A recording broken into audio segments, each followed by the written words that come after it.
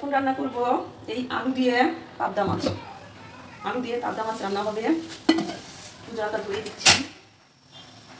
জলটা ধরিয়ে দিয়ে দেখি এটার মধ্যে আবার চাপড়ি বানিয়েছিলাম। চাপড়ি বানিয়ে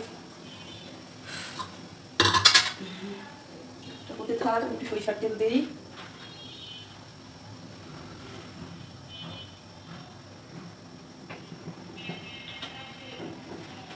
আমার তেলের একটা আলাদা যে বেলুনগুলি পাওয়া যায় ওগুলো কিনেছিলাম, ওটা একদমই হয়ে গেছে। এই যে এটা একদম এই যে এরকম হয়ে গেছে আগুনের তাপে। তো এটার পরে কি করবো, চামচ রাখি। এখন রান্না হবে, ব্যাস কমিয়ে দিই। আমি এবার কম জালে রান্না করি, একটু জাল হতে থাক। এখন অনেক ঠান্ডা, চুলার পরে অনেক ভালো লাগে, মনে হয় কি গ্যাস ওভেনে বা ইয়ের সামনে একটু থাকলে না একটু তাপ মানে আরাম লাগে। আমি ওখান থেকে একটু পেঁয়াজ নিয়ে আসবো। পেঁয়াজ কুটে রেখেছি, পেঁয়াজ কুটে আমার মানে ফ্রিজে রাখতে হয়, তাছাড়া কোনো উপায় নেই, অনেকগুলো করে কুটে ফ্রিজে রাখি।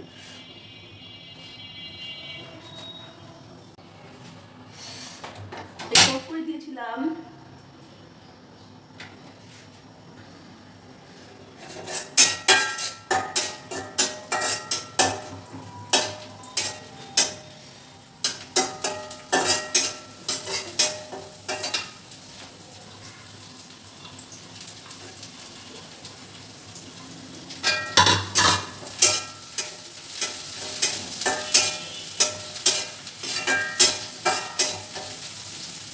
এখানে তো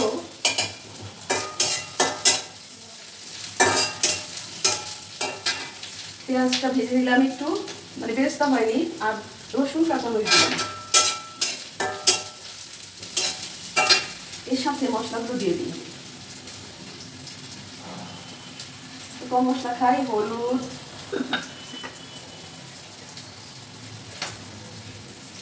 লবণ,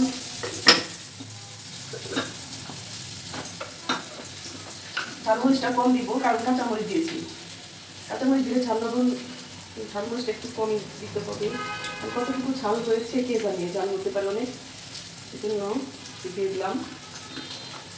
আর মশলা বেশি রাখলে না নষ্ট হয়ে যায় একদম, মানে অবশ্যই একটু মশলা যদি একটু তেলে রাখা যায়, মানে একটু তেলে রাখলে মাঝে মধ্যে, তাহলে মশলাটা ভালো থাকে।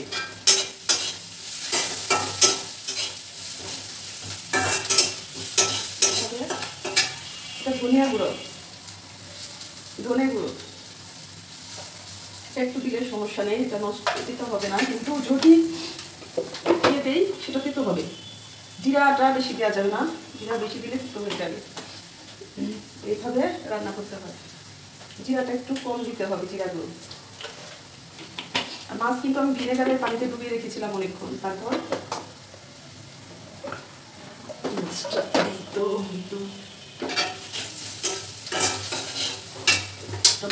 একটু পানি দিতে হবে, এখন একটু পানি দিব।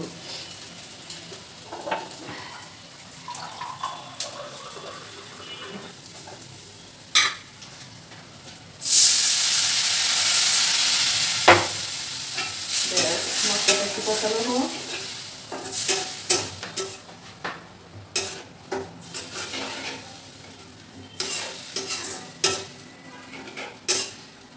ভাবছিলাম আলুটা একটু ভেজে নেবো, কিন্তু মনে নেই আমার, এর মধ্যে আমি মশলাটা কষানো হোক।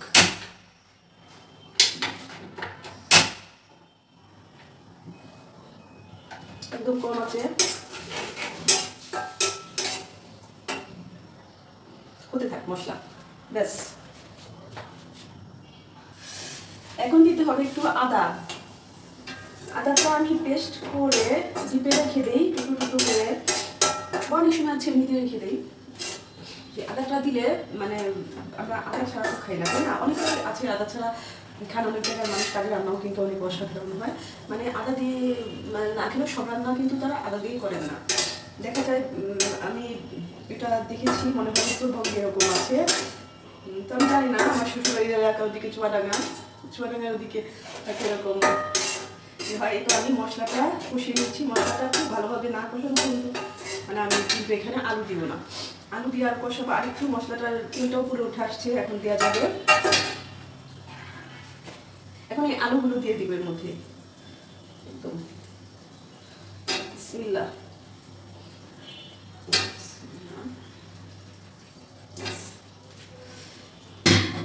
আলুগুলো একটু কষিয়ে নেই। মাছগুলো তো দেওয়া হয়নি, মাছগুলো কষাতে হবে। একবারে কষিয়ে মাছটা তুলে রাখি, আলুর সাথে কষিয়ে নেব। মাছগুলো কষিয়ে দিয়ে রাখি, কষিয়ে তারপর তুলে রাখবো।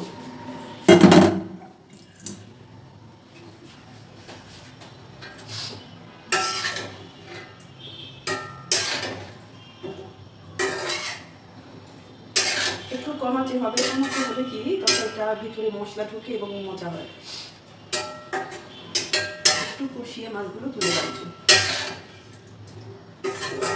আলুটা হতে থাকবে, সমস্যা নেই, মাছ ভাঙবে না, এটা ভয় নেই, মাছ ভাঙা তো আমরা তো এটা সবাই জানি, তাই না?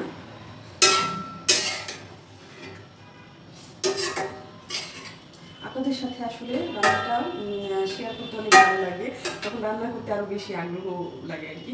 যখন দেখি যে মানে আপনারা এটা দেখছেন এবং শেয়ার করছেন, ভালো ভালো কমেন্ট করছেন, এবং সেই আপু ভাইয়া আন্টি আঙ্কেল যারা আছেন সবাই একটু ভালো কমেন্ট করবেন, একটু শেয়ার করবেন, মানে যাতে দ্রুত একটু মানে উৎসাহ পাই আর কি, আর যেন মানে একটু আগাতে পারি। যখন দেখি লাখ লাখ ফলোয়ার যাদের, তাদের দেখলে খুব ভালো লাগে যে অনেক পরিশ্রম করে এই পর্যন্ত এসেছেন। হ্যাঁ, এটা তো একটা পরিশ্রমই, তাই না? মাছটা একটু কষানো হোক, ঢেকে দিই, চামচ থাক সমস্যা নেই, এইভাবে কষানো হোক, চামচটা থাকলে সমস্যা নেই। তো আমি একটু পেয়ারা খাই, পেয়ারা খেতে খেতে একটু গল্প করি।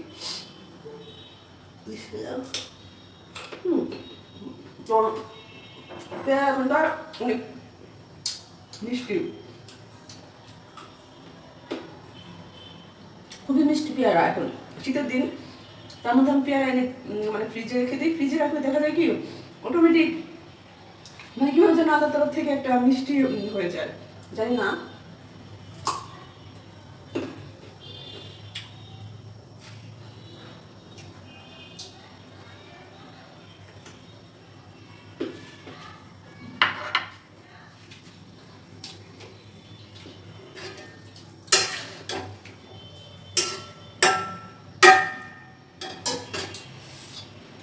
এভাবে থাক, আবার কিছুক্ষণ পর দেখাবো, কারণ ভিডিওটা অনেক লং হয়ে যায় তাহলে।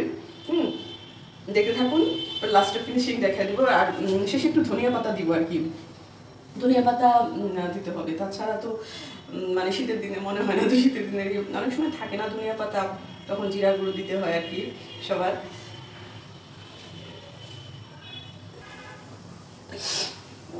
আগে কিন্তু মাছগুলো কষিয়ে তুলে রেখেছি, এই যে এটা আপনাদের সাথে দেখাইনি, ভিডিওটা অনেক বড় হয়ে যাবে তাহলে। আর এই যে এখানে আলু কষানো হচ্ছে, এখানে মাছ এখন আমি দিয়ে দিই।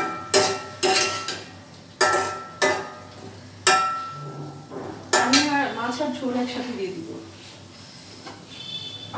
একসাথে একদম, কারণ মাছ কষানো হয়ে গেছে, আলু কষানো হয়ে গেছে। এখানে একসাথে দিয়ে দিই, কারণ আলুটাও গরম হয়ে আসছে।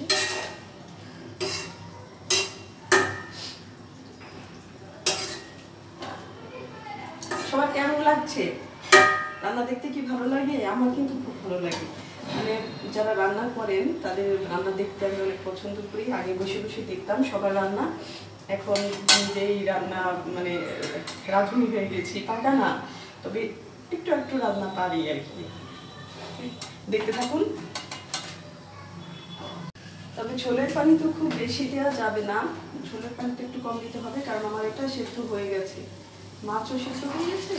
এখন শুধু একটু মানে মোটামুটি একটু ঝোল থাকলেই হবে আর কি, দিয়ে দিলাম ব্যাস। এখন ঢাকনা দিতে হবে না, কারণ ঢাকনা দিলে একেবারেই গলে যাবে। এটা হতে থাক,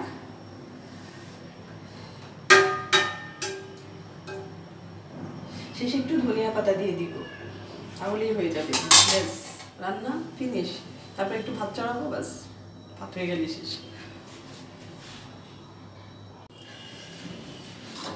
এখন আমি একটু ধনিয়া পাতা দিয়ে দিব,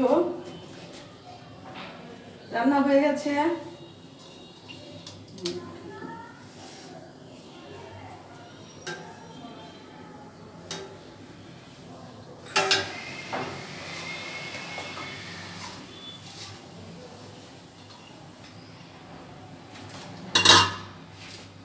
রান্না ফিনিশ। আর একটু দেওয়া লাগবে, ওই যে ধনে পাতা কাঁচা রইলো কাঁচা আগে দেওয়া আছে